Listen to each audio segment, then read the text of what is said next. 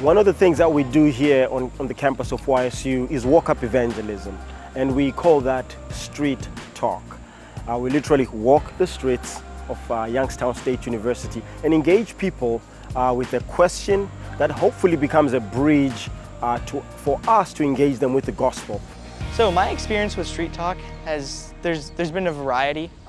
Talking to some people, they just want to get you out of their hair. They don't really want to respond to your questions much, and that's okay. But I've had a lot of people who were really excited to talk to me. It's opened the door to a lot of conversations. At first I was a little intimidated just walking up to people, but after having engaging conversations, it's just super motivating and just makes you feel like proud of yourself for being able to share the gospel and ultimately just like serving Jesus and doing other things for him. But we get to just like put seeds into their minds and get them thinking about spiritual things, about things that really matter, and challenge them in that. It really kind of pushes you off the deep end and makes it a lot more comfortable to speak the gospel with the people around you. And that's been the most important reason why I do it. And we're going to engage with these people. Depending on what they answer and say, we're possibly going to get an opportunity for us to share the gospel with them and the hope that we have in Christ Jesus. My name is Chloe. I'm going for communications. And the reason that I joined Street Talk was that I've always felt very uncomfortable like talking to people about Christianity. I'm a very anxious person, so I wanted to go to like learn how to talk to people because it's so important. Like it tells us in the Bible that Jesus wants us to go do that. And I just felt like it was the right thing to do. How many times have you done it? Like This is my fourth week. time, yeah. Yes. Okay, so we just spoke to Chloe, another Chloe. Hey, so we're part of an organization. We do this every Monday. We walk around and ask people a question. I don't know if you want to engage us and chat with us for a couple minutes? Sure.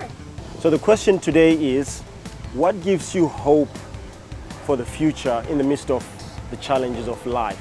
I feel like one thing that was really good was that you listened to what she had to say first, and it was important to you that you heard her perspective first, and that you didn't just jump the gun, because I feel like one thing as like Christian stereotypes is that Christians just want to shove theology down other people's throats. So I feel like it's very important to make sure you listen to everything they have to say and then you like ease into it. It made us to have rule over the world. That's Genesis 1. I don't know if you've read that.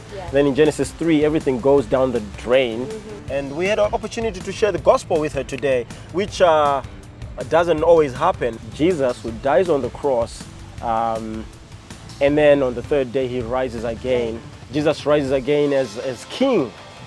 He's like, all right, I'm here. We had an opportunity to go through all the 6 boxes of 2 ways to live, which was pretty fun. People generally want to talk. So hopefully this is an encouragement for you to go and do the same. Street Talk has been a really good challenge for all of us. It's really exciting to be able to go out onto a college campus and talk to young adults who really might never have thought about it before. I really can share the gospel with anyone. The more I do it and the more I push through that awkwardness, the more I go to somebody I've never met before and just start talking to them as if we're best friends. The Lord is working through these conversations, and He's been blessing the words that we've been saying to people.